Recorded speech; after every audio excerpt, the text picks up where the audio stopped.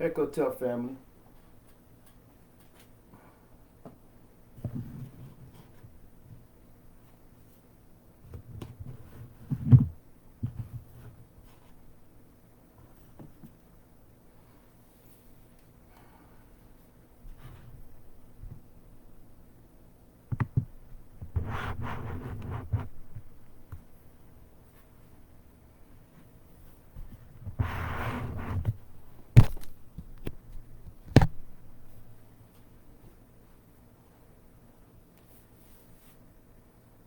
In the name of Amun Ra, the Divine Father, the Cosmic Man, Mutnata, the Divine Mother, the Cosmic Woman, Consul Caress, the Divine Child, the Cosmic Youth, and all of us together, the Netaru, the Divine Children, the Cosmic People.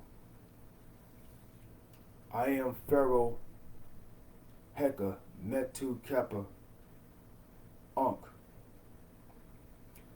the sovereign ruler of the Nubiansufi Empire, gods and goddesses, the UTBA, the United Theocracy of Black America, of Black South America, of Black Canada, of Black Mexico, of Black Europe, of Black Africa, of Black Caribbeans, of the Black Virgin Islands, of Black Asia, Black Europe, of Black Russia, of the entire Black planet Earth, as well as the entire Black planet Mars, the entire Black planet Venus, the entire Black planet Mercury, and all other Black planets in this Black planet solar system of 9 Black planets. To one and all, I say Heka Hotep. There's different ways you can pronounce the word Heka, or H-E-K-A. You can pronounce it as Heka or Heka. Either one gives a powerful resonance, because see, we want to offer you power.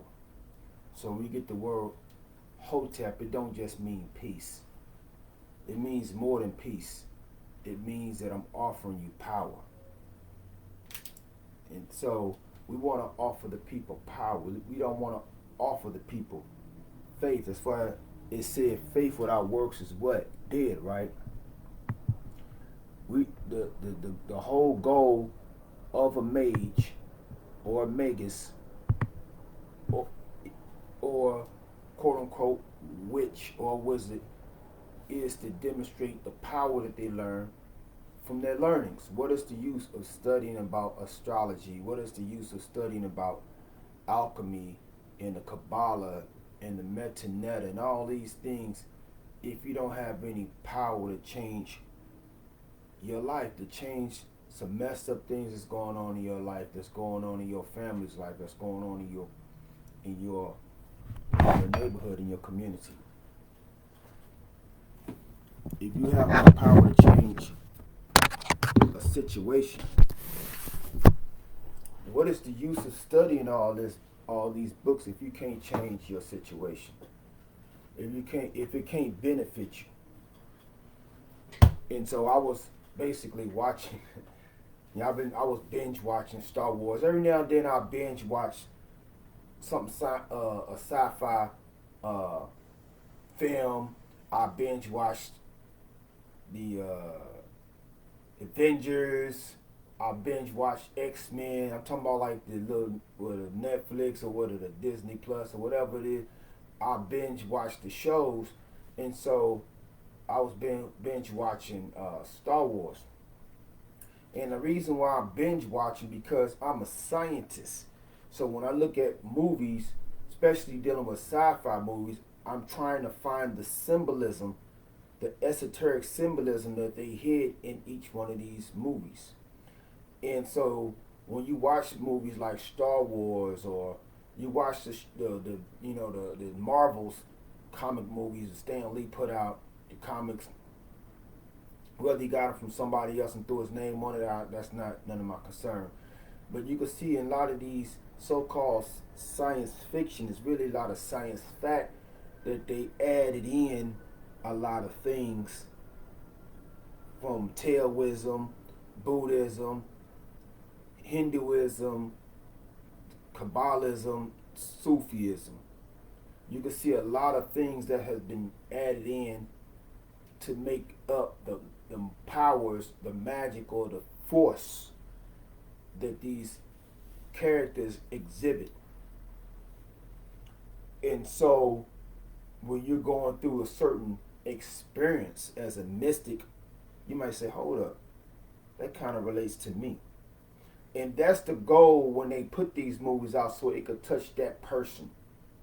Out of millions and billions of people that watch a television show, especially some sci-fi like the X-Men or the Avengers or Star Wars, even Star Trek, there's esoteric codes that are put in there so a certain mind can grab it and bring forth power within themselves, and they mess around and become the next Elon Musk. They end up becoming the next Jay-Z because they was able to extract the wealth and power giving knowledge out of the codes that are hidden in these movies. Other people watch them for entertainment. I'm like KRS One, I watch them for edutainment. A lot of codes, esoteric, alchemical, Masonic, Kabbalistic, all type of codes are hidden in movies. And it's only for that's why the Moors have a saying. They say signs and symbols for what? The conscious mind. So as we get ready to move forward, I really did not feel like giving a sermon. A lot of times I put sermons out. I really didn't feel like giving a sermon today, but I can't go 2 weeks straight without giving a sermon. Last week, as you know, I was doing a vending for the Juneteenth, and there was no way I was going to be able to get the sermon, get back to the house and do the sermon, and definitely not out there, with merchandise trying to do the sermon. So what I'm lining up as we have a blessing, a financial blessing on the way, that we're going to be giving these sermons from a building, what you want to call this building that we facilitate as a mosque, as a church, as a synagogue, as a temple, as an ashram. We're going to make it of a universal appeal for people of all faiths to be able to participate and hear the word of these Nubiansufi teachings. So you're going to see sometimes I'm going to be giving a sermon, but if I'm busy, it's going to be another Nubiansufi brother that's going to get a sermon. It's going to be another Nubiansufi sister that's going to get a sermon in my place, because I'm going to be busy dealing with film production and performing on stage, so I'm not going to be able to give these sermons. So and I'm not caught up on leadership or who's the big person, the grand poobah. In the Nubiansufi empire, gods and goddesses, we are all leaders, and there's only one person that is above us all, and that is the one who represents us all, and that's Amun-Ra. By other names we may mention, because there's a name that I want to introduce dealing with Nebuchadnezzar. And this is my board. I got like a neat little board that I can actually write my notes down on, like metaneta. But there's a word I want to introduce also called Nebuchadnezzar. So I'm putting this on my notes so I won't forget to mention Nebuchadnezzar, because that's a great story about that I'm going to get off into. Matter of fact, let's start off with that right now. I was doing some research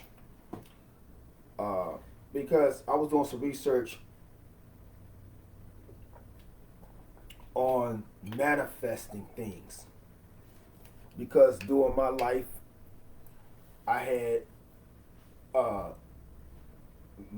the powers of manifestation started, but I had I was doing some yoga practices in a rock. This is after I did my practices. The next day I'm walking in a little rock. This came out of nowhere and hit my foot. And I never thought about, no one threw it at me. The rock came straight from this angle. Like this angle right here is if it came from the sky. And I never thought about it until years later when I was walking down Hollywood Boulevard in, was it 2019? I'm walking down Hollywood Boulevard and I was supercharged. I was supercharged up. And I remember I was working on this idea when I was at the Caress Unity Center in South Central Los Angeles. In the Caress Unity Center in South Central Los Angeles. I wish they had a Caress Unity Center here, but it's in Los Angeles. And I was telling some people there at the time that I'm going to start teaching Heka, because I was noticing that everybody was talking about Mayat, but nobody was mentioning about the power to basically enforce this Mayat. So I said I want to start teaching about Heka. And so I was meditating on the word Heka, chanting the word Heka, and one day I was walking down Hollywood Boulevard, I was dressing clean as a penguin, and out of nowhere, just like I said, the rock just fell years, probably about a good decade earlier. This time, it was something fell straight from this angle, and I'm just letting you know the angle that it came from. You may have a different angle from you or me on the screen. So I'm saying it came from my left side. It came from what we probably would consider the northwest angle, and it came straight down. Not somebody threw it, but it came straight down and hit my foot, and it was a 14 karat ring. And I was so excited because I was like, I need some money. And that was a deep part of my mind, because at the time I was staying in a hotel and I was running out of money. And so I said, I need some money. And so, but I was in a positive mood. I wasn't stressed out or angry or feeling depressed. I just said money. That's what I thought. That's what I had in the back of my mind while I was meditating, looking at the beautiful sights of the night evening in Hollywood Boulevard, the Walk of Stars. You see different celebrity stars lined up. And this gold ring comes down and hit my foot. I pick it up. I said, this can't be real. And so I said, but yeah, I want it to be real, because I need to pay these people at this hotel that I'm staying at. So I go down to, so I looked it up, but I gypped myself twice. From what I saw online, it was worth $600. But I was so desperate, I sold it for a quarter of that, just so I could pay for the hotel. Went to the pawn shop. That's the first gyp. The second gyp, it could have been a magic ring. It could have been a ring that was sent down from higher dimensions that would have drew more wealth to me if I would have just held on to it and concentrated on more wealth, right?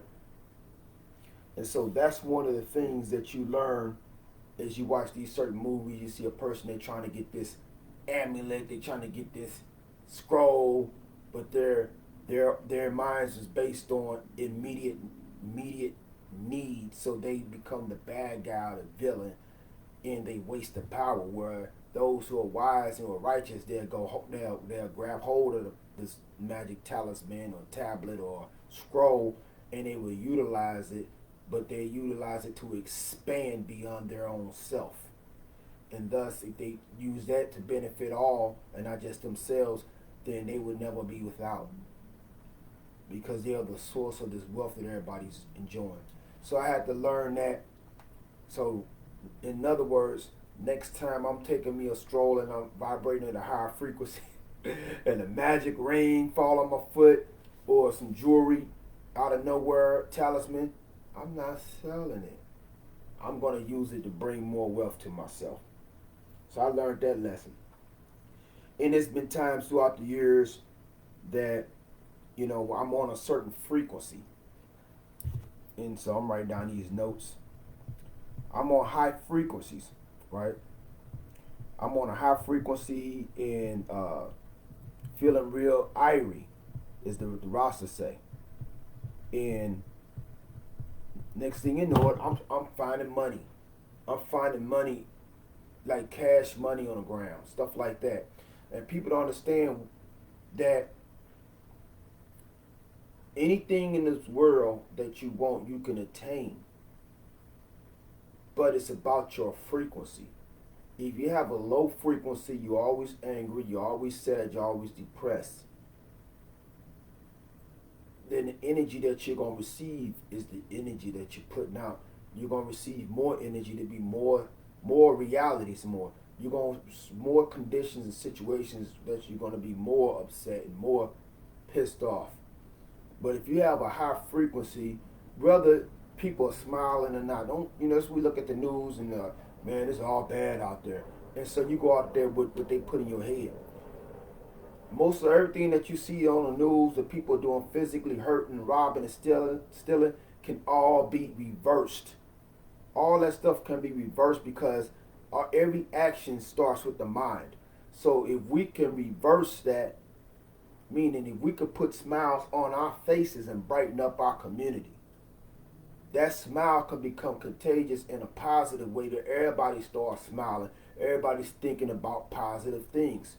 So when you're thinking about positive things and you're happy and you're smiling all the time, then guess what you're going to attract to you? You're going to attract to you that gold ring that fell out of the ethers. You're going to attract to you some money out of nowhere. And this is a story that I always tell people. This happened like in 2007, and I was doing my little nephew. My pockets was flat, but I wanted to take him somewhere. I wanted to get on the bus and take him somewhere. I hadn't a ride at the time, and my pockets was on. I mean, my pockets is hurting so bad. If I was to touch my pockets would start crying. You know what I'm saying? Probably bleeding. But I was on a high frequency and I was feeling irie. I was feeling divine. I was feeling I want to build with the gods. I want to take my nephew around the gods. I want to take him to the museum. I want to take him to somewhere positive, and that's where my mind was at. And so we did a little chant. I lit an incense, right?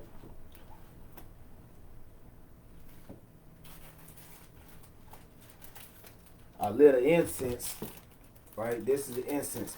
Or was it an incense or was it sage? I think I had lit a sage, some sage, and we was doing a chant, which I'm not gonna reveal the chant because the chant was so powerful that after we did it, we got ready to get on a bus. Me and my nephew, I think he was around about 9 or 6 or 9, I forgot how old he was at the time.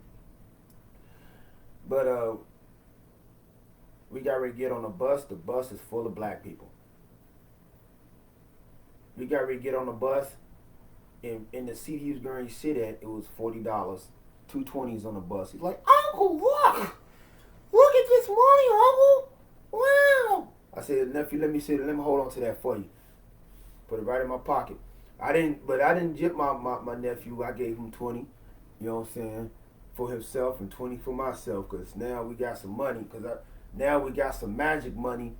And the beautiful thing about, it came so fast. And the reason why the magic happened so fast, because the innocence of a child's mind. A child's mind is already magical. The child's mind is already open to miracles. When we get older, unless we into comics or the sci-fi, a lot of us don't think about we can get any other money except from punching a clock or somebody giving it to us with their own physical hands. We can't see the universe giving us anything, because we have been given a religions in which we gotta wait for our pie in the sky when we die, But I like what Khalid Abdul Muhammad said: "May he rest in power, may he resurrect in power." We said we want to have it on the ground while we still around, and so nephew showed his mama the 20, and his mama took it from him. I said, that's messed up. So certain things in magic you got to keep to yourself. You may magic a lotto or win a lotto ticket. You might have to just say, shut your mouth on it, or you're gonna be like Romeo running around from old boy. You know what I'm saying? With the muscles. You know what I'm saying? You might have to keep it secret for a second. Let it materialize all the way in your bank account. So, the amazing thing is, no one can tell me that money did not materialize. That $40 or two $20 bills did not materialize in that seat as soon as nephew and I stepped on that bus. Cause why would two $20 bills be sitting on a bus seat with all them black people there, and they didn't see that $20 bill before we got them two $20 sitting on the seat? Did no one see those two $20 bills sitting on that bus seat before me and my nephew stepped on there? Because they were not there. And see, that's what if you're a logical minded person, you don't believe in miracles, you don't believe in magic, you only believe in what your bare hands can do, you're never gonna convince yourself, or you're never gonna understand the physics that money materialized on the bus from the ethers. And the ethers was only correlating to the mind of the person. So you're gonna say, Esau, I'm hearing you talking about there was $40 on this bus seat. Maybe somebody got off the bus and they $20 fell out their back of their pocket before y'all got ready to get on the bus. They tell me how many people is gonna just let money go. Now I done seen wallets, people done lost wallets, I done lost wallets. But we talking about two $20 bills sitting on a naked seat with all the black people on the bus. So when we talk about magical money, we talking about just a glimpse of what we were able to do prior to, I'm talking about black people. Now all my other family of different races and nationalities, I don't want to hear no stuff about y'all get mad when I mention black people, because I'm a black man, right? I'm spitting Gnosis to everybody around the world, but charity starts at home before it spreads abroad. And the biggest problem with black America is we don't know who we are. So I need to communicate with my people. But while I'm communicating with my people, now you know how to communicate with my people the right way, right? Not the wrong way, right? Because prior to 500 years ago, black people ruled this planet Earth as gods and goddesses.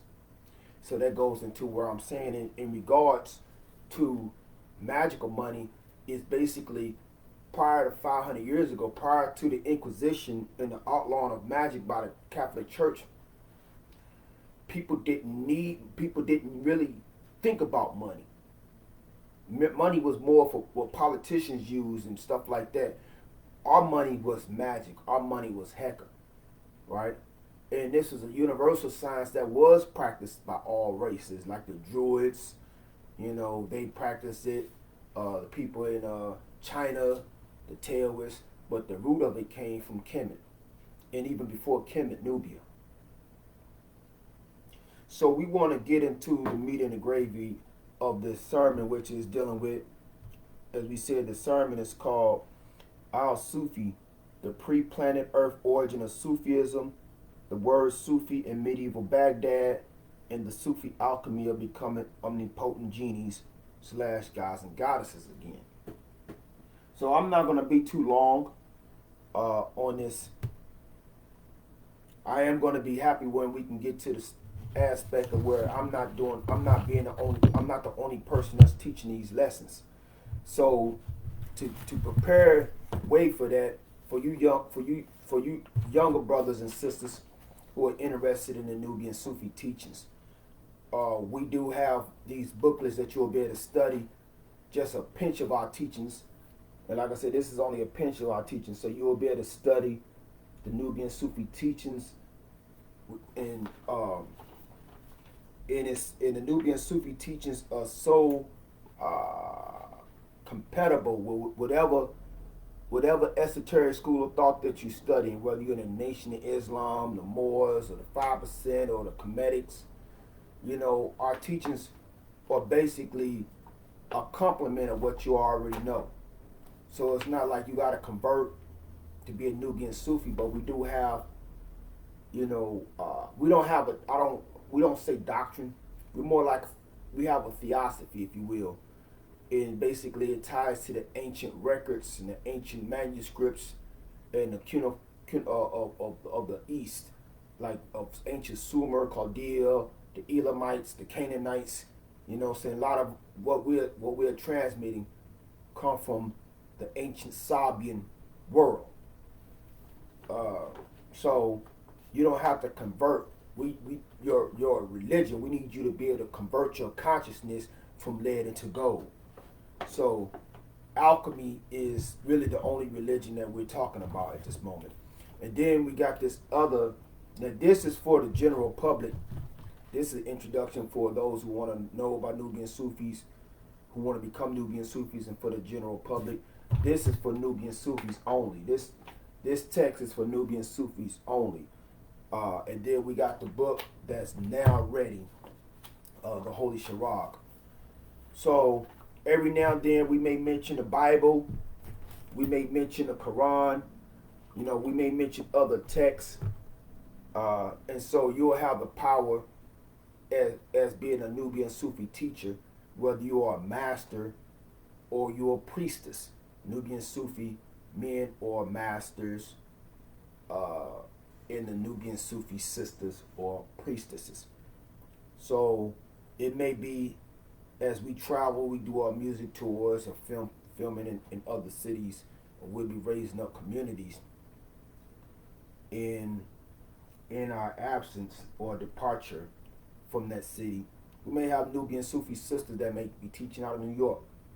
There may be Nubian Sufi teachers, sisters that's teaching in Brooklyn, Queens, Bronx, just teaching, Erica Badu'd out, just teaching these lessons. It may be some brothers in Jersey, some Nubian Sufi brothers in Jersey networking with the sisters in New York and be teaching, dropping their gems. It may be some Nubian Sufi sisters in Atlanta, on the podiums, breaking down the science, cracking the atoms. Maybe some Nubian Sufi brothers or in Miami holding the ciphers and breaking down some codes and some gems and whatnot. And then maybe some Nubian Sufi sisters in Compton, ciphering and building and cracking atoms and on the podium, dropping gems and whatnot and demonstrating their power. So, and then as we got peoples in Africa, maybe Nubian Sufi brothers and sisters in Nigeria, cracking codes, Nubian Sufi brothers and sisters in Ghana, Nubian Sufi sisters in Ethiopia, Nubian Sufi brothers and sisters in South Africa on a podium. Nubian Sufi brothers and sisters in South America. And we be all around the world teaching this Nubian Sufi knowledge, teaching this alchemy. So I don't want y'all just to look at me. Y'all all have the potential to do what I'm doing right now, because I'm just like I told the brother in regards to my stage name is Pharaoh Esau the Black Messiah, and I went through many transformations to get there. At first I was Lord Esau the Black Messiah. Then I became, years and years later, I became Prince Esau the Black Messiah. And so, was it last year, the year before, I became Pharaoh Esau the Black Messiah, because now I'm crystallized into what I am. But I'm understanding and put my ego behind my back and saying that I am not the only Black Messiah. Because we already seen what they do to our leaders, what they did to Malcolm X and Martin Luther King. And anybody that they thought was Steve Biko in South Africa, and what they do to a person who they figure is the rise of the Black Messiahs, the COINTELPRO, that they want to prevent. So if we are a whole nation of Black Messiahs, a whole planet of Black Messiahs, what could they do? This is why they want you to take the jab, because they don't know who the Messiah is going to be manifesting as. They want to be able to kill you in your sleep, kill you in your unconsciousness, or you don't know who you are. So, anybody that come into the Nubian Sufi empire, gods and goddesses, they are the potential Black Messiahs. All you brothers are potential Black Messiahs, but to balance it out, all you sisters are potential Black Madonnas. Because who can give birth to a Black Messiah but a Black Madonna? You understand? So we got y'all all together. We want to go ahead and move forward on a deal on what we got to do. So dealing with the idea of Sufi or Sufism. A lot of people, when they see me, they got a question mark above their head because they're like, we don't know what this man is into. You know what I'm saying? We see this man over here. He every now and then he drop in at the Nation of Islam mosque. Every now and then, every blue moon he may go sit with the Moors. We see him over here. We see him over there. What is this man? What is he? You know, he got. But see, I'm in this world, but I'm not of this world. And the path that I had embraced in 1998 was a path that basically helped me solidify my consciousness and to give me the discipline. And that's been Sufism. Now I could say when I was growing up, I was a person, if you call me out of my name, I'm ready to fight. Right? Though I was attaining knowledge itself, it did not stop me from getting in trouble. It didn't stop me from getting into fights. Didn't stop me from stealing. Didn't stop me from doing a lot of things. And though I wanted to correct myself and get into yoga to calm myself down, which it helped a little bit, it was the Sufi path that initiated me into a science of self-discipline. So without self-discipline, that's the reason why there's police that's needed for those whose mentalities are savage. But if you are a man or you're a woman who has self-discipline, you don't need the police. Right? I don't need them because I have discipline over myself. I don't need them to come. I'm going to check myself. I'm an officer of myself. I'm going to constrain my own passions, what we call in Sufism, my own nafs. I'm going to make sure I don't break the laws of my eye. Right? And so Sufism helped instill into me a discipline in which I'm still able to master. To tell you the truth, I haven't physically fought anybody in over a decade. I've been using my mental power to whoop ass. Right? I've been using my mental power to body slam big Hercules looking cats. Just the mind power.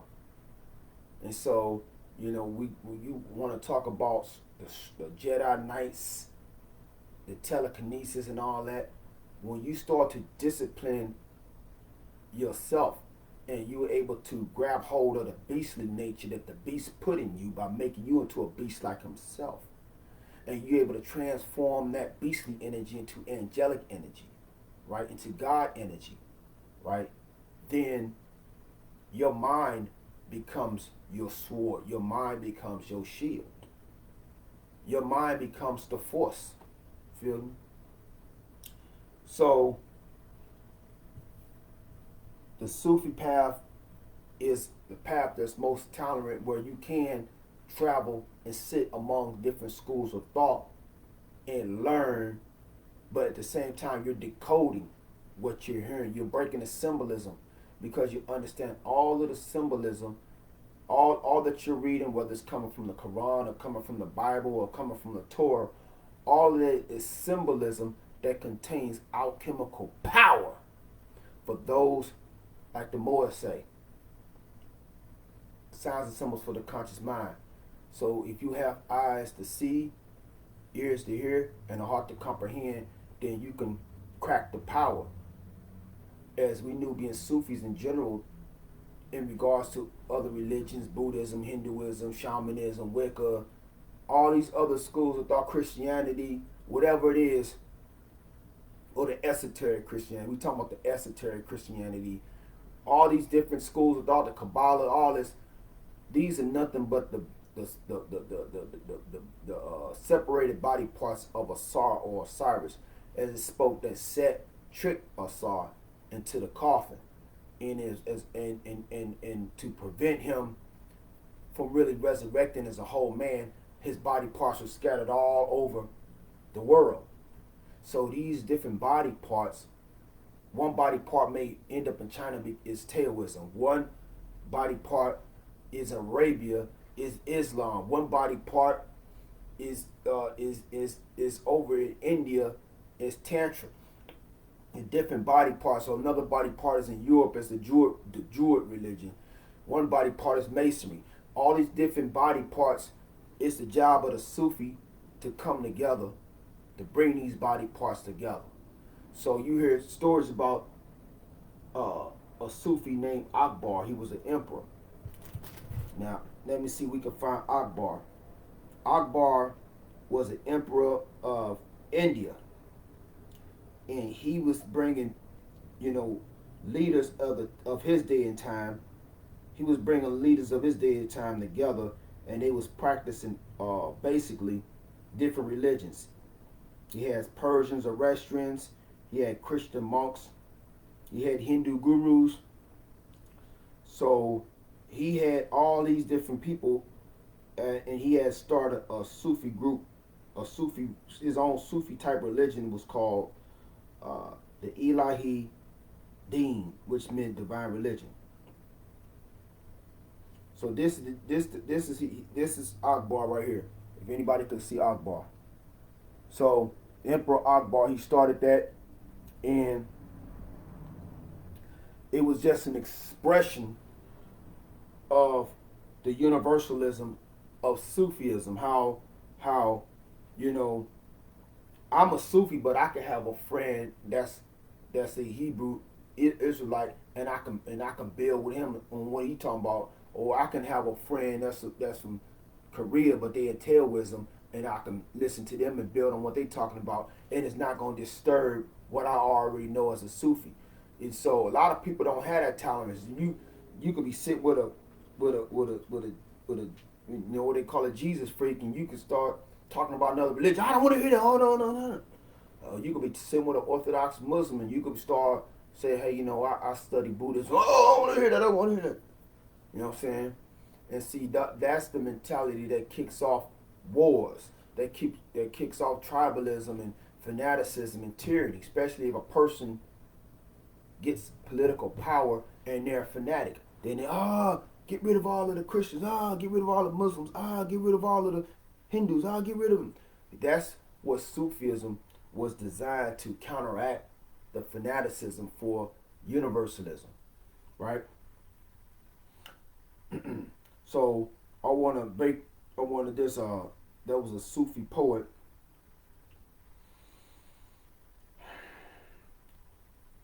named Ibn Arabi.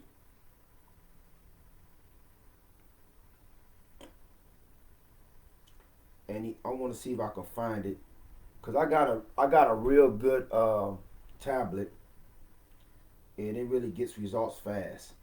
That's why I like using it. So Ibn Arabi was a Sufi, and I want to see if I can find his poem. I like it. I like the poem. Where it is? This it? Okay.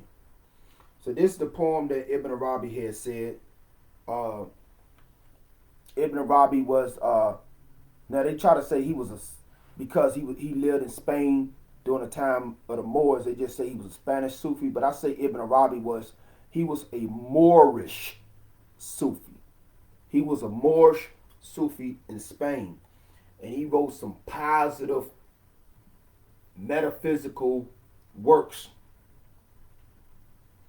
So this is a poem, and a lot of times, because the Sufis, and this is the thing about when you read and you hear the word Sufi, they'll try to say the Sufi was a Muslim mystic or ascetic, but the original Sufis were mages, which I'm going to get off into that in a minute. So Ibn Arabi had this poem, and a lot of Sufis had to hide their esoteric knowledge, their Kabbalistic science, their Masonic science, their alchemical science, their Tantric science. They had to hide the science in a form of poetry. So only individuals who were other Sufis knew what was being said and would be able to take the formulas and do something with the formulas, right? Formulas could mean build up another temple. Formulas could mean to heal people or whatever, to communicate whatever, but it was always hidden because the Orthodox Muslim tyrants of the time, they were out to, a lot of them were executing the Sufi masters, because the Sufi masters was teaching people about God that was within and the powers that can be exhibited once you understand that you are arm, leg, arm, head. See, a lot of we bring it up to like one of my brothers that's in my brothers and sisters that's in the 5% nation.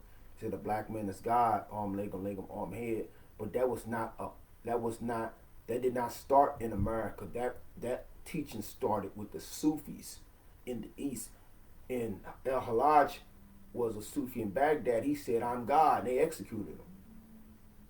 They chopped him up, they jailed him, chopped him up, burnt him, because he was teaching about man and God as one. And see, when you have those who want to hold on to their power, they don't want the people knowing that they have power themselves. So, Sufism had a lot of Sufism after Prophet Muhammad passed away. Sufism, the magic, the science, the sorcery, the heka, all of that of Sufism had to become hidden in the form of allegorical or mystical poetry. Understand? So I'm going to read this poem, which is nothing but theosophy. Theosophy, like Madame Blavatsky's theosophy, that's basically what this poem is, but it's in a more way of a, I'm cool with everybody's religion, but it's deeper than that, right? So let's go ahead and dig into Ibn Arabi. O marvel, a garden amidst the flames. My heart has become capable of every form. It is a pasture for gazelles, and a convent for Christian monks, and a temple for idols, and the pilgrim's Kaaba, and the tables of the Torah, and the book of the Quran. I follow the religion of love. Whatever way love's camel take, that is my religion and my faith. I'm going to read that one more time. O marvel, a garden amidst the flames. My heart has become capable of every form. It is a pasture for gazelles, and a convent for Christian monks, and a temple for idols, and the pilgrim's Kaaba, and the tables of the Torah, and the book of the Quran. I follow the religion of love. Whatever ways love camels take, that is my religion and my faith. Now, family, I went to the Juneteenth, two Juneteenths in St. Louis. One Juneteenth that was on the 18th. I performed at that Juneteenth. I didn't vendor. It was a lot of beautiful people out. There was a lot of beautiful people out at Moffitt. And I didn't go and ask them, hey, are you a Muslim? So I could be cool with you. Or you're a Christian, so I could be cool with you. Or you're a Buddhist, or you're a Rasta. What are you? My mind was focused on the energy of everybody coming together, right? That whatever science that they was practicing, it brought them a consciousness of unity with the community, right? That was my religion. Me enjoying people on a positive high frequency as a Sufi, that was my religion. I didn't ask them what their religion was, right? But a brother shook my hand and said he was a Christian. I'm shaking his hand. That you shook my hand as a Christian, that means your Christianity is an enlightened Christianity. It's so enlightened that you're going to shake the hand of a person who's not a Christian. You know what I'm saying? So we're dealing with frequencies. My religion is the religion of love, meaning that my religion is the religion of high frequency. So my awareness is the awareness of high frequencies. Or what I'm in harmony with is high frequencies, right? Person could say they're a Muslim all day long, and they could excuse my French, they could be an asshole. Talking about people, cussing people, thinking they better than people, calling people infidels and all that. Person could say they're a Christian all day long. They can have an asshole attitude, walk around and say, I'm blessed and highly favored. You need to get Jesus. You ain't saved. I ain't even gonna sit with you. They could be a Jew, rip people off. They could be They could be a Hindu. They could be all these different religions. It could be jacked up in the game mentally, right? So we want to see if whatever you are practicing can bring some high frequencies out that can move the darkness. See, the darkness, and I'm not saying darkness like darkness is bad. I'm talking about the negative, the hostile aspect of darkness, right?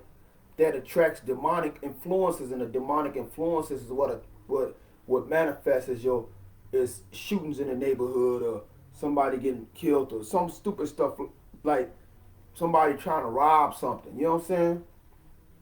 But the high frequencies is the actual Jesus. The high frequencies is the Jesus.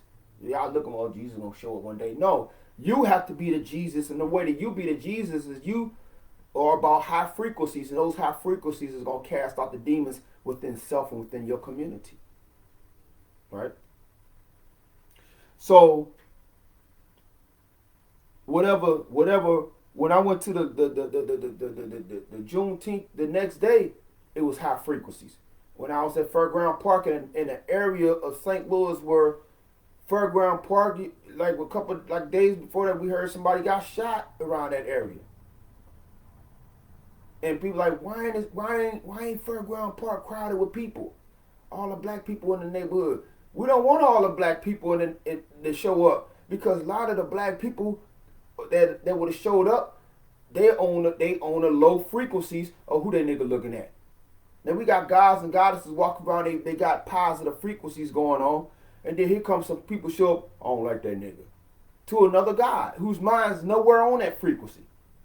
I don't like that B. Who she looking at? Sister got her Erykah Badu on. Who that B? I don't like that B. Huh? Sister, her mind is not even on that frequency. So when I got there, I was realizing that the gods and goddesses they didn't just have no security. They also had somebody must have had some sage burning.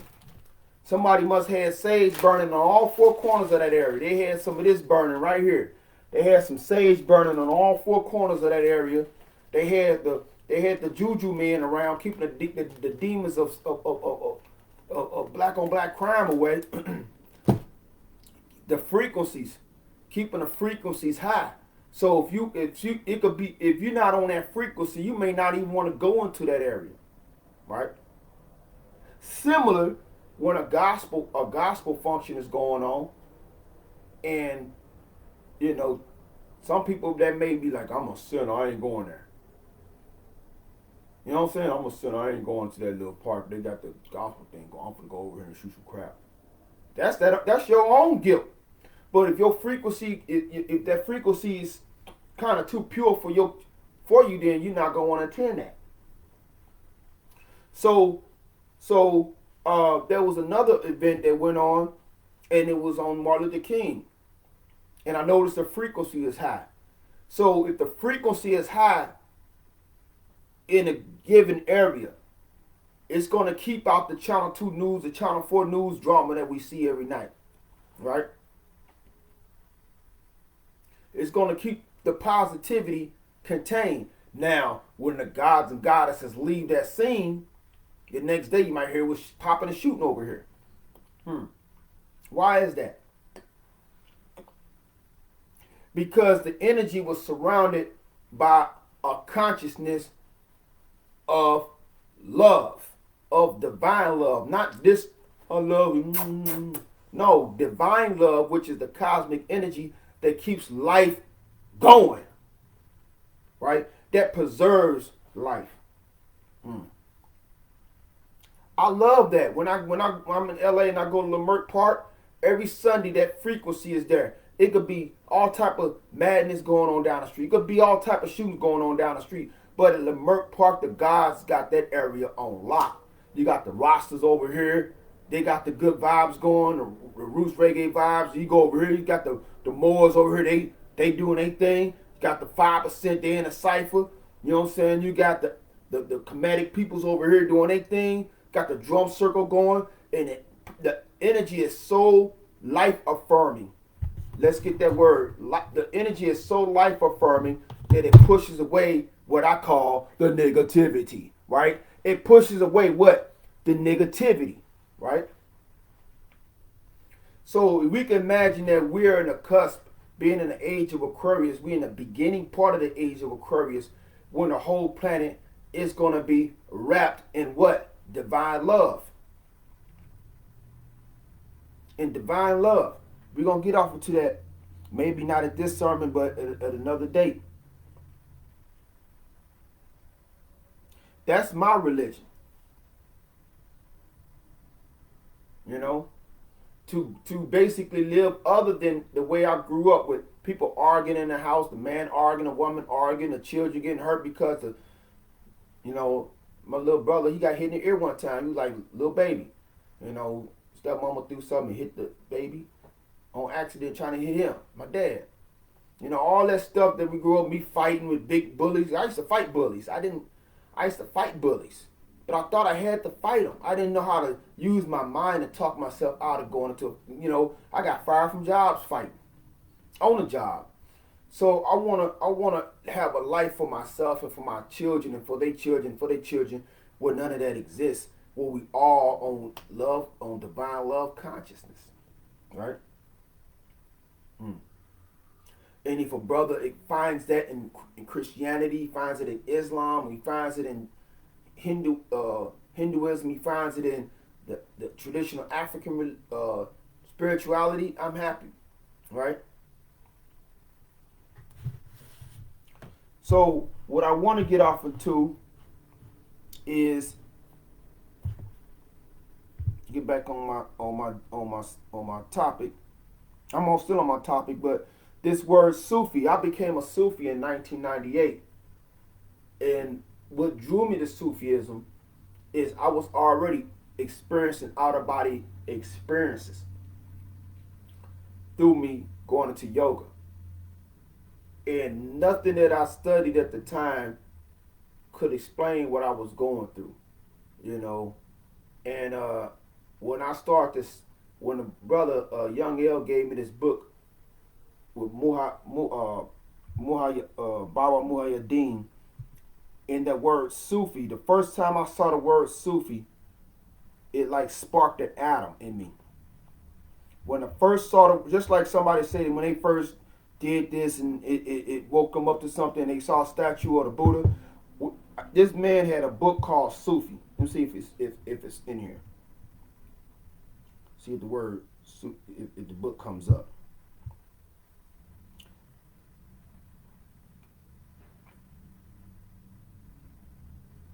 I don't think the book is popping up, but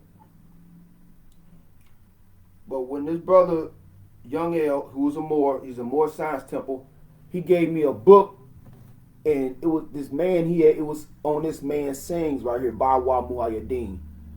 It was 1998, and the book had the word Sufi on it, and he was basically, the way that he spoke, he was saying, like, he was calling his students and his disciples gems of his eyes, you know, like rubies, like gems of my eyes. And he was speaking about Allah is the throne of Allah is the arsh, or the crown of man, and the only thing that can hold God or Allah, or we say Amun Ra, Nubiansufi, sometimes we might say Haji, but the supreme being is so heavy that your hands can't hold him.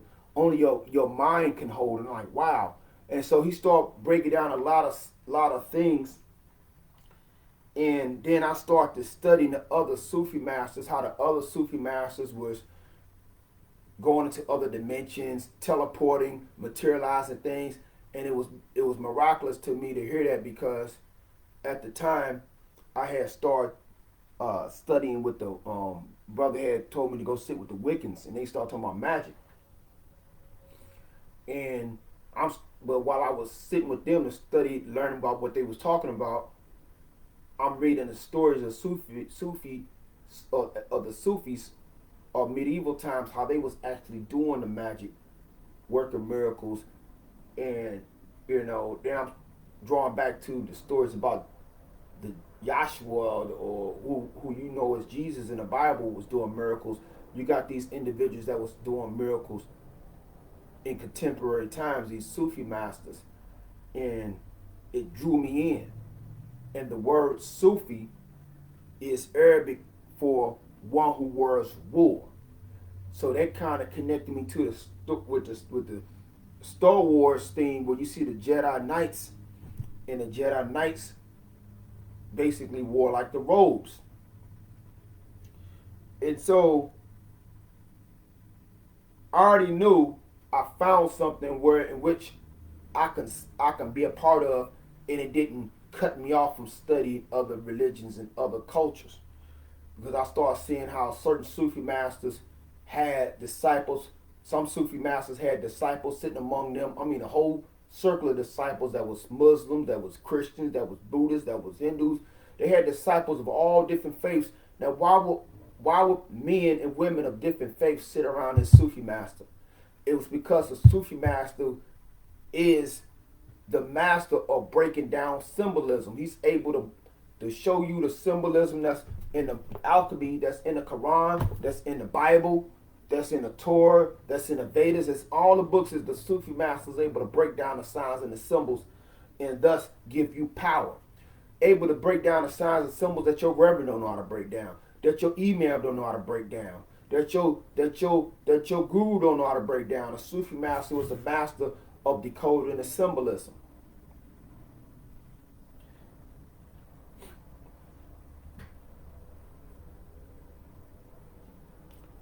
So, 1 second, family.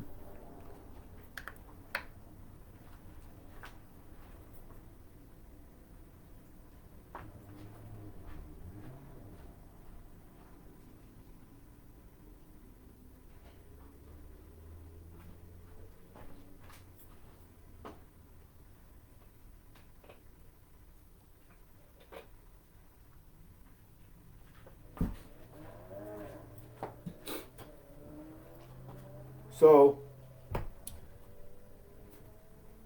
but what I did know is that Sufism was going to have me study it for decades. That I was going to have to study it. It's not was something that you could just start getting into it and then okay, I got it. It's over with. Because Sufism end up being a living science. Now, the whole Nubiansufi aspect came in 2000 when I met with a brother named Charles X. He was in the nation, but he was actually also studying, the 5% teachings. He was in Nation Islam, but he was also in his studying privately about the founder of the 5% Nation, Clarence 13X, also known as Father Allah, by the 5%ers. And when we introduced that component to the Sufism that I had already started to study 2 years straight, it gave my vision of Sufism a concrete form, right? Because now we begin to understand that the Sufis were actually the first 5%ers. Did y'all hear what I said? The Sufis were the first 5%ers. And when we look at the Sufis of Moorish Spain, they were saying El-Aswad, which meant the black man is God. And some Sufis were saying that they was God and they was executed for that. So these teachings was already, you could trace the supreme alphabet back to the Sufi alphabet. There's a Sufi alphabet in Arabic. And so we started to get an understanding about the burning bush. Who was the burning bush that Prophet Musa spoke with? Was that a real burning bush? But then we use the Sufi code to break it down, through a 5% lens, that was not an actual bush. It was a hierophant. It was a Sufi peer or a Sufi supreme master. You know what I'm saying? That he was angry. He was angry. He was full of anger. What was going on? And then, as you look even in the Old Testament, it said that the Most High said to Moses, I'm going to make you a god to Pharaoh. What? He going to make who a god? So you got one God said he going to make this another man into a god. Right? And so we seen the symbolism that was a man that he meant. Right? That was a man. Now sometimes I put it in my rap songs as a, the burning bushes, the Rastaman with the ganja. But that's just me throwing a little gem or two in there. And so we was able to break down even all the way to the time of Belial. Who was Belial for real? You know what I'm saying? What was Jabril? Jabril's Arabic for Gabriel. Gabriel is Hebrew for what? Man of God. You understand? So that helped put the backbone of what the priesthood of Ptah called the Dijad. The Dijad is the backbone. It puts some backbone into my Sufism. Most Sufism that you may come across that has no backbone is still sort of a mystery God concept, because a lot of the Sufis was drawn from the Neoplatonic streams that was introduced by the Greeks. So Nubiansufi is basically put it in so little words. We're basically 5% Sufis. There's no mystery God. You know what I'm saying? And the whole thing about the masters and the disciples is so we can master within ourselves those powers that make each one of us God. Right? But we all have a function, and we all have instructions that we have to receive from those of higher orders, higher evolutionary orders. Right? But no worries, we can all ascend to that. Right, if we stay on our deen. So moving forward, I want to kind of get off into this pre-planet Earth origin of Sufism. A lot of people think Sufism started in Arabia, started in Iran, Persia. No, it did not. It didn't even just start in Kemet.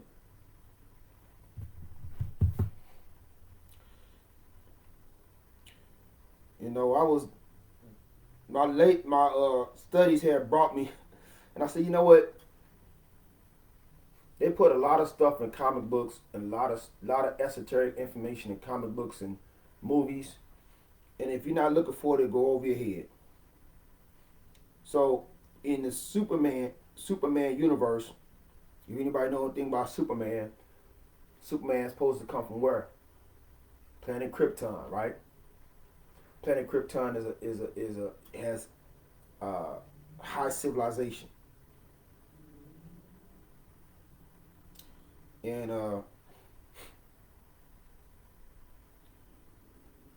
trying to get the actual.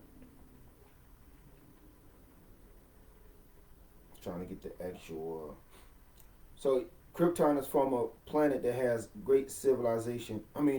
Superman is from a planet that has great civilization. And make a long story short, the first Superman series, they never spoke about magic on Krypton. Trying to get the stuff right here. Trying to get the stuff right. So, but they later put in the Superman universe that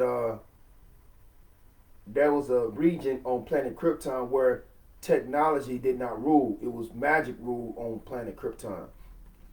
So, this is just a little glimpse of when they go into it. But I'm gonna go ahead and read about this. It's called the Juru. It's called Juru Valley. So we're going to read this, and like I said, it goes off into a region on planet Krypton. Even though it's written as a fictitious planet, right? That we're told don't exist. But the planet Krypton is Greek for hidden, which is Greek for Amen. Right? So you could scratch the word Krypton out and put planet Amen. It'll be the same thing. You can even insert the Arabic word for paradise as Jannah, which means hidden as well. Right? But they want us to think this is just fairy tale. That they didn't just eavesdrop on the gods. They didn't find manuscripts and manuscripts in cuneiform and hieroglyphs that told them where certain things, certain planets and certain civilizations, certain histories that went down. But when we get the information, it's through some science fiction. So here we go. Juru, also known as the Dark Valley, is an alternate dimension occupied by a valley containing a dark wooded area. Juru is a sacred land of the children of Juru, an ancient coven of witches on Krypton. Juru is where the world killer personas reside when their human counterparts are conscious, and is the source of dark Kryptonians' powers. So that's just one. This is basically coming from the Supergirl TV show. I want to get more off into the comic book of Juru, because I'm trying to show you something. So here we go. This is coming from the Valley of Juru. Y'all can look this up. Valley of Juru. So it says,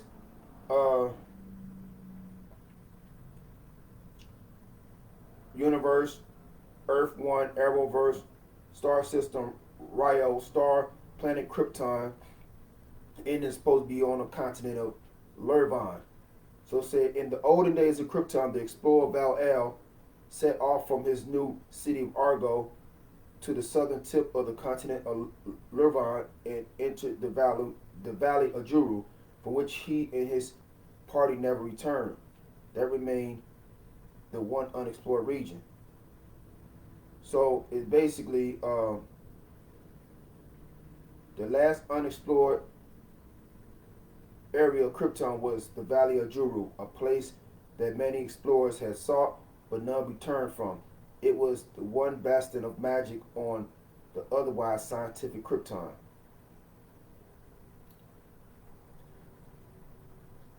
I'm going to just read this one little piece that I see. While the scientific community of Krypton called Juru unexplored, it was occupied by wizards of Juru, the planet's sole practitioners of magic. They would leave the valley to mix with others in Krypton society, but always return to their people's temple, which contained the orb of Juru. Now, I'm going to stop there. So, in all the stuff that we heard about the Superman story, that he comes to planet Earth as a baby, up under the yellow sun, he's super strong, can fly and all this stuff, because his home world is of a red sun. But on his home world,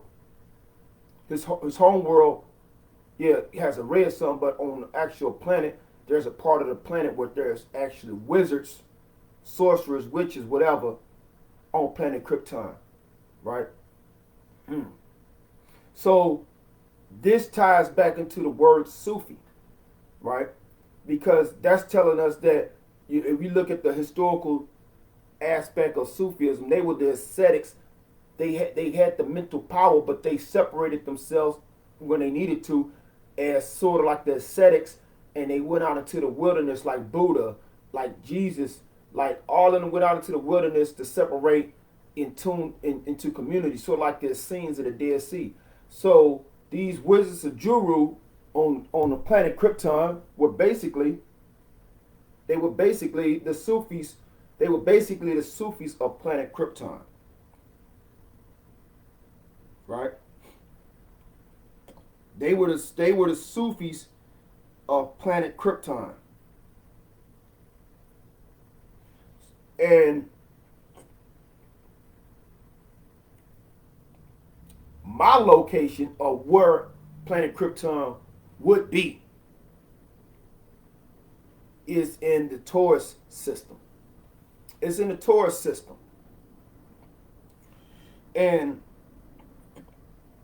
when we talk about the Exodus, I was actually glad we on this, is you hear about the Exodus of Moses saying, hey, we're going to get out of Egypt, is the wicked Pharaoh, which the scholars never tell us which pharaoh out of thousands of pharaohs, which pharaoh was the wicked pharaoh. It make it look like all the pharaohs was bad, right? All the presidents wasn't bad, were they? All the governors wasn't bad. So which governor, which president, which pharaoh are you talking about? They never tell us which pharaoh, right? But they said it was an exodus into the wilderness. But that whole thing about an exodus did not start simply. It did not start simply with that story. This was the original exodus. There was exodus from the Rio or from the Taurus star system, or these gods and goddesses. They was making an exodus from the Taurus system to this system of the yellow sun, which is up under the rulership of Sirius or Orion. So they was leaving the Taurus system for the Orion constellation system, which we are a part of the Orion constellation system. That was the original Exodus, and that Exodus, when that Exodus take place, was about, it had to take place about 72 trillion years ago. That's when that Exodus took place, when this planet Earth was still young and it was fresh enough and solid enough for people to walk on the planet. Because the planet Earth was created about 76 trillion years ago. The sun was created 78 trillion years ago. So this is the Exodus that happened, that the gods and goddesses were coming from, quote unquote, planet Krypton, planet Amen. You know what I'm saying? And when they got to this constellation, which was the yellow sun, they got to the Ra system, which is the yellow sun is Ra. So the planet that they came from was Amen, or Krypton. And the planet in which they would settle on, out of the other planets that they settle on, was up under the yellow sun. The yellow sun is Ra. The sun that they left from was the red sun, which we get off into that another time.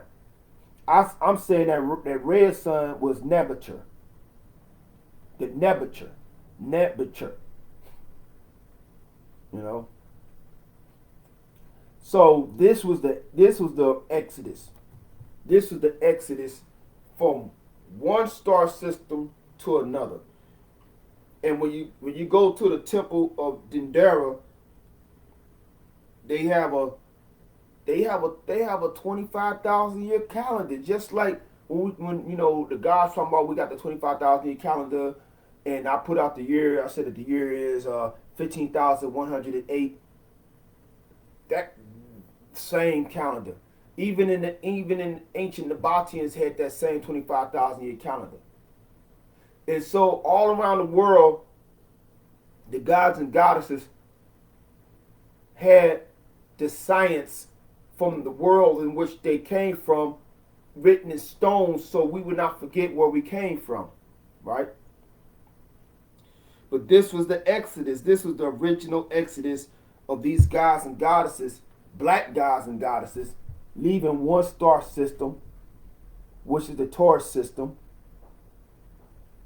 and coming to this star system, which is the Orion system, that was up under the yellow sun. We up under the yellow sun. So evidently, these are the real Kryptonians. These are the real ones who will become supermen over everybody else, because they're coming from a highly advanced civilization. So amongst them were your wizards. So when you read about the story about Heka, right? And when I was actually start studying Heka, I was my head was hurting because I was trying to understand him from the wrong angle. I was trying to understand Heka from the wrong angle, so I couldn't really understand him. Right? Heka was not just a concept. Heka, just like matter of fact, just like you had like your story about Merlin, who was Merlin the wizard, and basically he was the wizard who actually helped King Arthur get on his throne. You know what I'm saying? He helped Prince Arthur become King Arthur and get on his throne, and he helped protect the kingdom with magic. That's what Heka was for Ra. Heka was the one who helped Ra achieve that position as Ra, right? And he helped protect Ra, as it said in the ancient Kemetic text. They said that on the solar boat,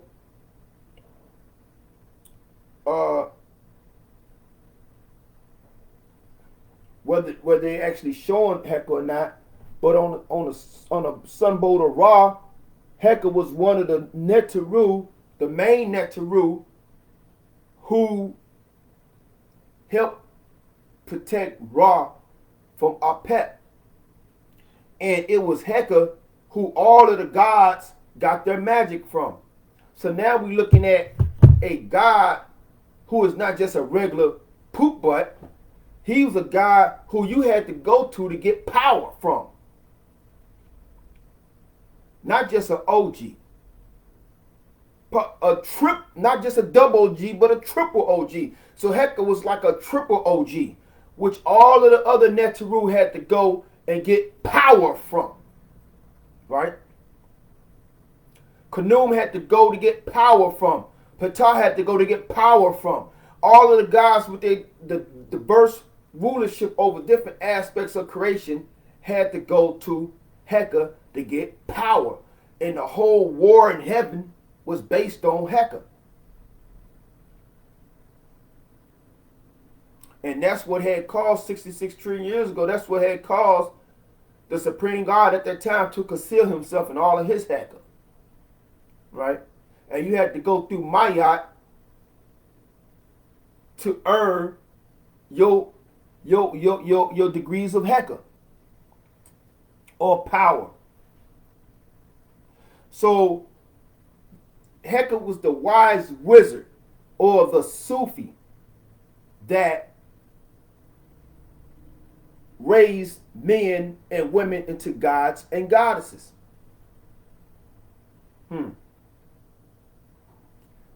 Heka was the Sufi of the gods. People speak about Tahuti, but Tahuti was only writing down the knowledge of Heka. So he started to write down the words of Heka, and the words came to life and hopped off the wall. The words of Tahuti, Tahuti wrote down the words of Heka. Tahuti was writing down the words of Heka, and the words came to life and hopped off the wall as different gods and goddesses. You understand? So we're looking at that there was a priesthood of Heka on planet Krypton, and that priesthood of Heka, or that mage craft of Heka, that community of wizards, that community of witches or priestesses, they all joined that exodus, and that's how the Sufism came from the Taurus system to this Orion system. Now, another word to call those Neteru, those Anunnaki, those Orisha, those Elohim that came from our parent star system, which is in Taurus. You know, that's when we talk about the divine love. We on that frequency. You know what I'm saying? That's why the planet Venus is in harmony, is the key planet, because in astrology, two signs are linked with planet Venus. That's the Libra and the Taurus. So you see, that's the direct connection in Venus. It rotates in the opposite of planet Earth. So if you were sitting on planet Venus, you will be seeing the sun rise in the west, right? What the Hadith say? In the day of resurrection, the sun rise in the west, right? That's It's moving the way the planet Earth is supposed to be moving, like planet Venus. That's why we out of balance. That's why we out of sync. We moving toward death and not toward life. We're moving toward reincarnation instead of physical immortality. Right? Our planet is moving wrong, and it's been moving wrong since the war. And only our love can line it back up with Venus, which is connected with the Taurus system. This Taurus star system, where we made our exodus from. So there was Sufis who were the wise people of that planet, who brought the teachings of Sufism from the Taurus system to this system, and those people, those divine people, those Neteru, our cosmic ancestors. Let's just say our cosmic ancestors.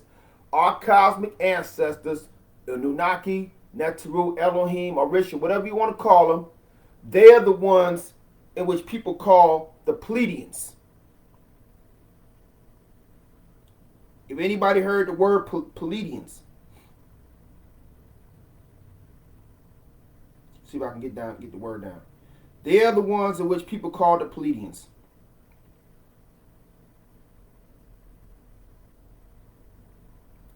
So you're talking about the Pleiadians, the Pleiadians, the Pleiadians. That's the word I'm talking about. So Sufism, the religion of love, meaning the religion of the Taurus star system,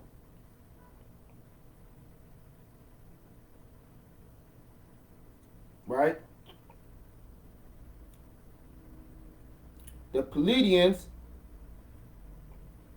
are the ones who brought Sufism to this planet and the other planets in this solar system.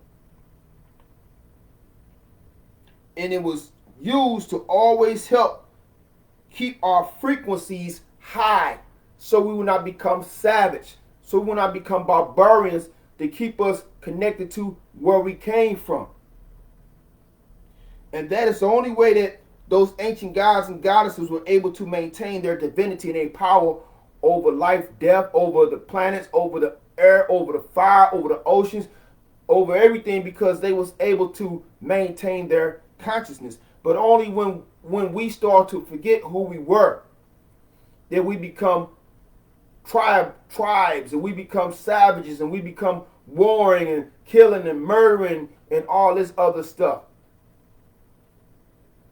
And we forgot who we were, and so different prophets had to be awoken by these Pleiadians.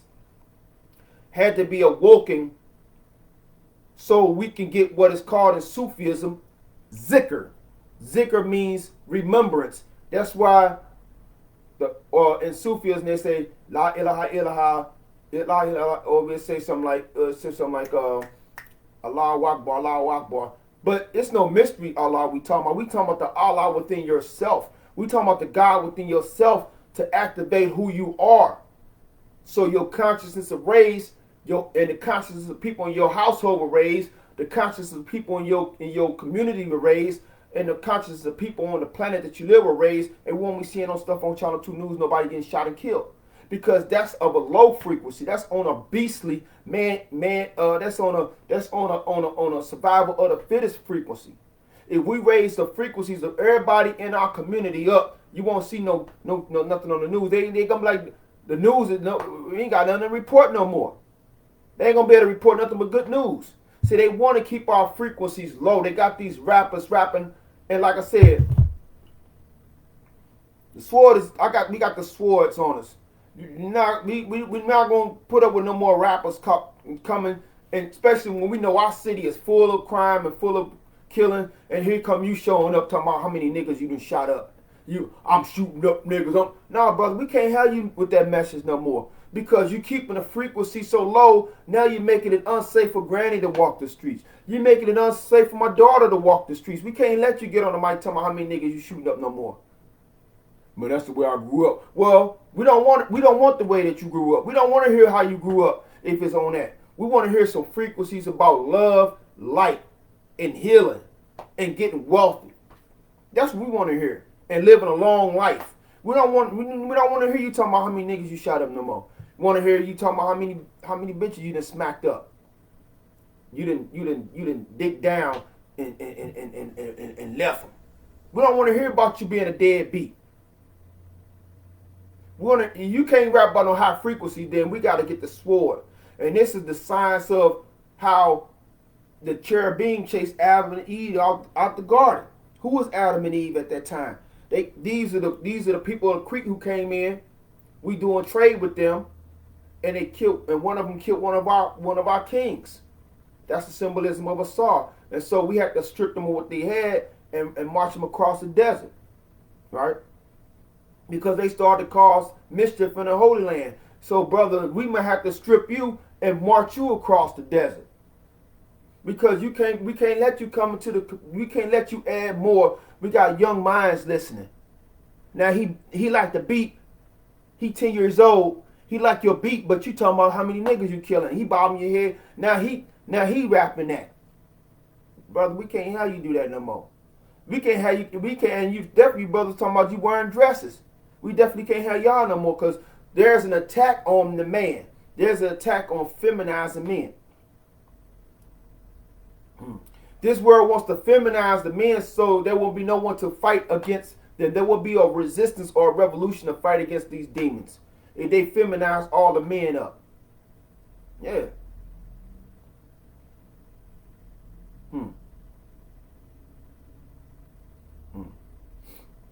There's some things that I want to say that ain't got nothing to do with. I want to say my sympathies on those, with the Roe versus Wade thing. We know that the abortion was used as a way to depopulate black people. Yes, it was. Planned Parenthood, Margaret Sanger. There's two things I got to say. That the whole goal of sex is for procreation, not for entertainment. So that's where Nubiansufis will be standing on that. But we don't feel it's right if a woman is sexually assaulted that she should give birth to and she was sexually assaulted. You know what I'm saying? If she can immediately take measurements and not wait, if she can immediately take measurements, whether it be a day after or a morning after, whatever, you know what I'm saying, and take immediate actions on that instead of waiting a month or two. But, the women's concerns should have had been thought about. If a woman had got assaulted, then she shouldn't have to be forced to have a child by some damn beast that just violated her. That's just what we feel that on that. And if she's in a situation where she has a biological situation where some of her, internal organs won't be able to bear, or she could risk dying at childbirth, a lot of that should be considered. But the wisdom part is about as women who embrace the women's independent and all that. We gotta understand the science of the body, the science that the body is procreated by nature. And so this beast is now saying, you know what? Y'all just got it. Y'all don't discipline yourselves mentally or morally or sexually, you're gonna pay for the consequences.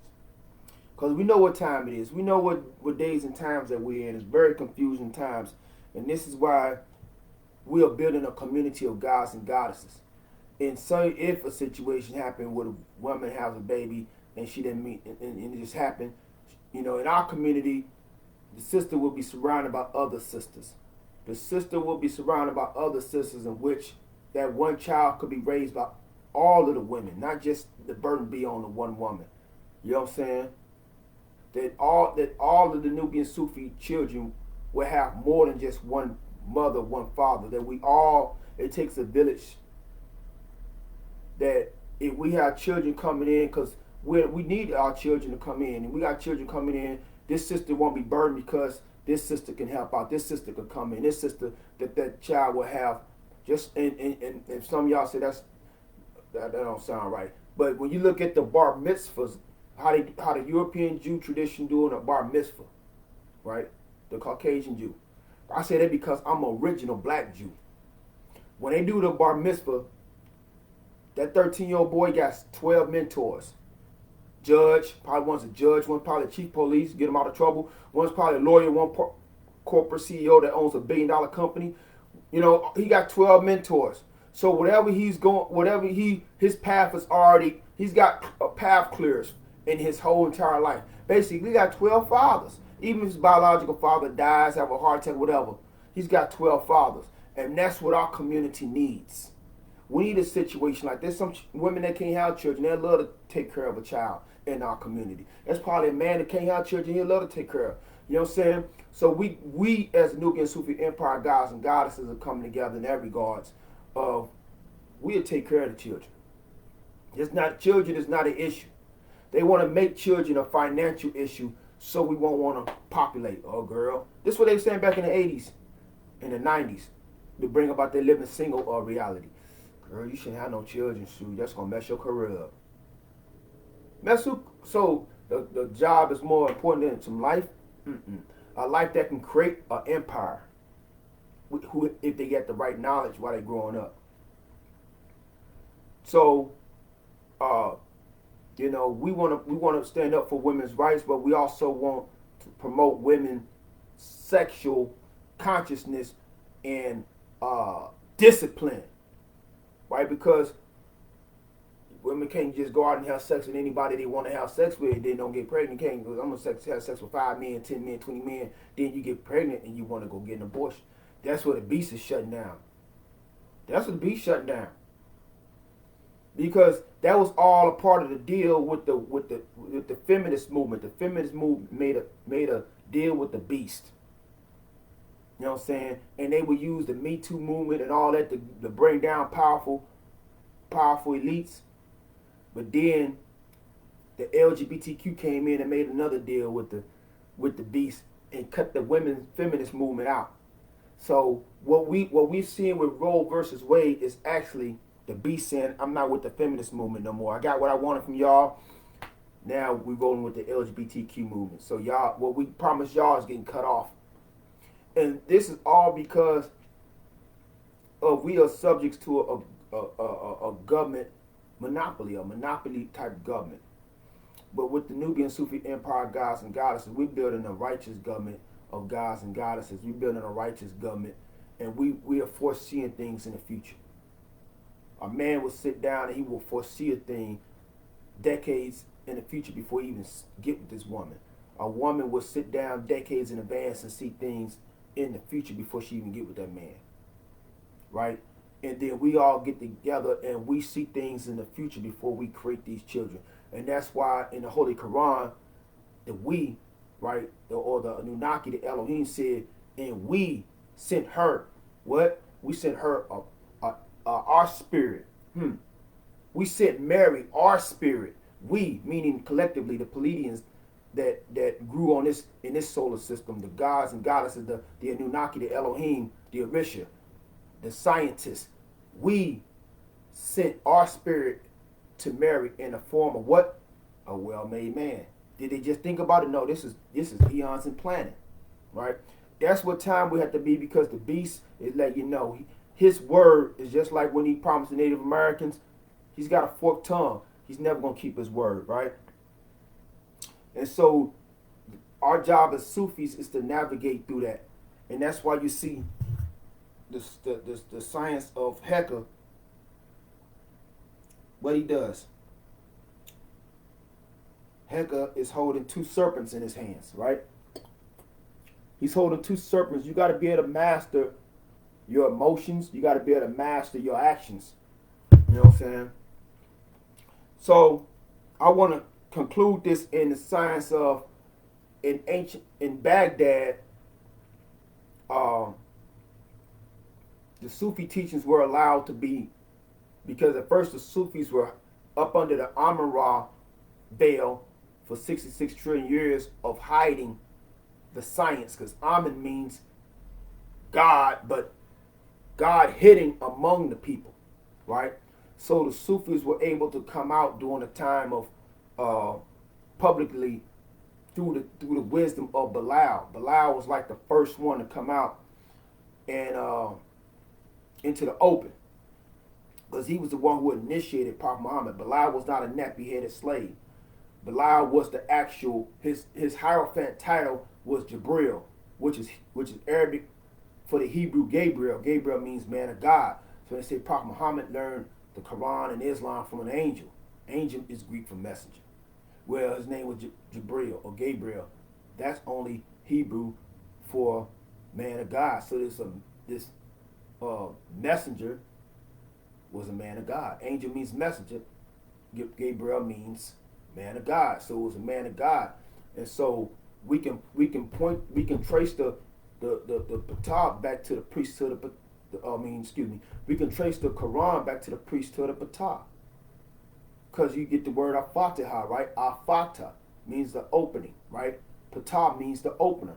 One of the 99 names of God in Islam is Al-Fatah, which is the opener. So Bilal was a high priest, and he was acting as the God at that time. He was acting as the arm head at that time to get his science, this heck of science, to Prophet Muhammad. Hope y'all get where I'm coming from. They're giving this Sufi science to him. So the Sufism started to come out in an Arabic form. But it always existed. You had Sufis of ancient Egypt. You had Sufis of ancient Chaldea. You had Sufis of ancient Persia. You had Sufis of ancient India.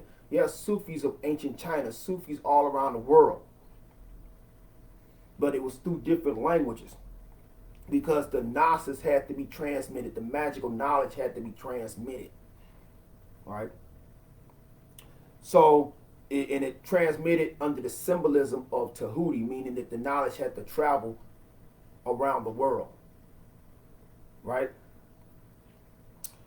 So, when we contemplate, family, in Baghdad, that's when the word Sufi popped up.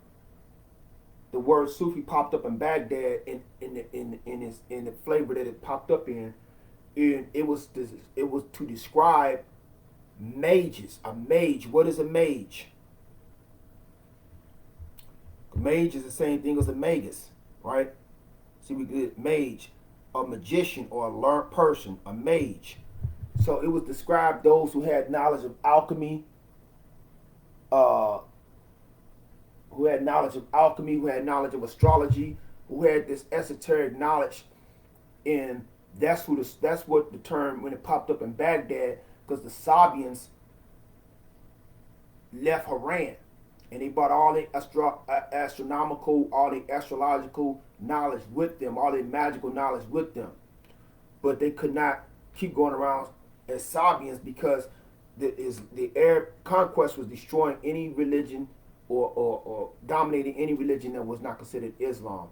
So this was a way in which they was able to go up under the veil of Islam, but still keep that ancient Kushite, Kemetic, Canaanite, Chaldean science, the alchemy.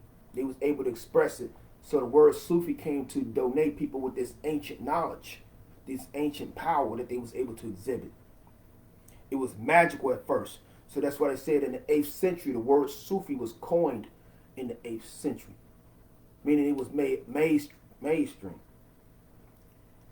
But after that time, because Jabir, he was an alchemist, he was called the Sufi. There was another individual called the Sufi. But it's only a few centuries later that the whole Sufism become watered down in religious piety. In religious piety, where magic was, we're not with the magic, but it got watered down into religious piety and religious asceticism. So you had Muslims that was becoming Sufis, and their Sufism was probably about 90% Islam and 10% this mystical information that they just became a part of. Where the Sufis of the 8th century, they were those who said, we'll just say we're Muslims, but we're really Magi. We're really Sabians, right? And so Sufi was those group of initiates who came in from the older ancient religions, right? The older ancient religion that came from a whole nother planet. And they were still trying to hold on to it. So that's why even today you have people that say, we're Sufis, we're Sufis, we're Sufis. And then they open their mouth, you hear nothing but Arabic. You hear nothing but Quran verses. They don't even go into the ancient Chaldean teachings. They don't go into the Metaneta. They don't go into the Kabbalah. They don't go into nothing of that. But only those masters who went into those walking with God type of Enoch situations where they were able to become like Ibn Arabi, universal.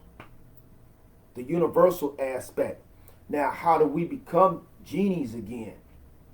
It's all dealing with the frequencies. When you understand that the vision of God and man is about consciousness. Who is God? Om Legum Legum Om Head. Who is Amun-Ra? That's God hidden among the people as the people. Who is Haji? That's the ascension aspect. When you understand that your thoughts can become things, your words can become things, and you start to take responsibility of your actions and not blame anybody else, that's when you become God. And there's already people at that level. They already ruling as God. They already ruling that they stepped outside of time and space, so they can't age no more. They already stepped outside of time and space, so you can't even throw them in prison. You walk into prison, they gone. Where they go? They teleported. They already existed at this level where they don't even have to go dig in their pockets for no money. They can just snap their fingers. It's about 300 or 400 stacks right before their feet, or a treasure trunk of gold.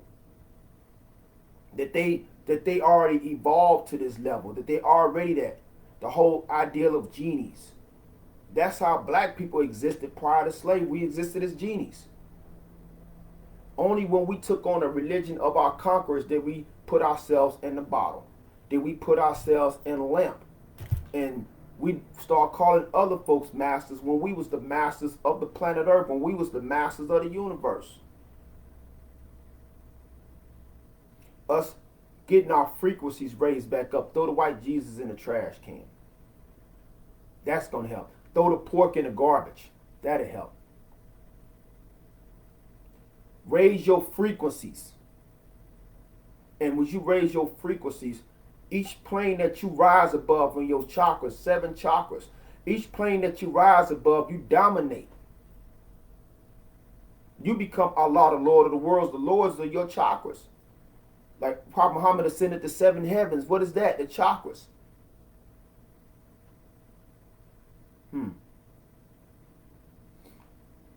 You can walk with God and be no more. What that mean? That mean that you walk with the Supreme Being until you turned around and you was the Supreme Being. What happened to Enoch? He's gone. The only thing you need to sacrifice is the ego of you being a mortal man or a mortal woman, because that's not what we were. That's not where we descended from. We descended from the stars. That we are stars. In actuality, that's what we are. We are stars. And a star has the power to manifest a sun and manifest planets and manifest galaxies. It's all about your frequencies. And once your frequencies is raised, you can command the energy around you to become whatever you want it to. Just like the story about Nebuchadnezzar. It said Nebuchadnezzar, he was just pure consciousness, universal intergalactic consciousness of the universe. And he said, oh, this ain't gonna work. I can't do nothing. So they said, Nebuchadnezzar he spoke his name. He spoke the word Kepra and he came into existence. And then he said, I'm just floating. I need to step on something. And he spoke a flat plane into existence. He was able to walk around. And he just said the name of things. You ever talked about a person and they just popped up around the corner, hey, what's up? Or called you on the phone? That lets you know that you was at that high frequency, that your word became flesh. These are things that we're going to be teaching in the Nubiansufi Empire, gods and goddesses in Venice Beach, and we're going to be teaching them in Africa. We're going to be teaching them all around the world and back. You might even see me giving a live on planet Mars. Like, how that brother get on planet Mars? The only limit that you have on you is the limit that you place on yourself, family. That we all can be those powerful genies. We don't have to be suffering. You don't got to be homeless. You ain't got to be working like a Hebrew slave at some job where they're going to talk crazy to you. Once you raise your frequencies up, whatever you want, you can manifest. Right? So let's start manifesting things, family, for this week. Let's be those gods and goddesses, those genies that manifest what we want for this week and for the summer and for the rest of our lives, family. You want a new son, you want a daughter, just say new son come into existence for me. New daughter come into existence. What you want? Your feet hurt and you're tired of walking? Speak your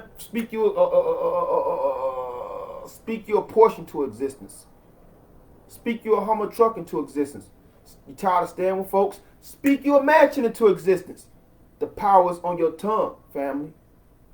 Understand that you have the power. Your power comes from the stars. There's no religion older than the stars, older than the universe. Understand that. That's the only reason that the Sufi will be ascetic. The Sufi will be ascetic to everything in the world except the God that is within him or the God that is within her. Because you become ascetic to everything in the world, that means that you can have everything in the world by the power of the God that's within you. Greater is he that is in me than he that is in the world, right? Let's do that, family. Let's rule as gods and goddesses again. Let's start ruling and stop working. Who said we had to work? No, it's time for us to rule. We didn't work for 500 years and counting. It's time for us to start ruling, not working. If anything that's going to be working, it's going to be the rain. It's going to be the sun. It's going to be the elements working on our behalf, right? Who makes it rain, sleet, snow, hail, and earthquake? Right? Let's do it, family. Hecotep.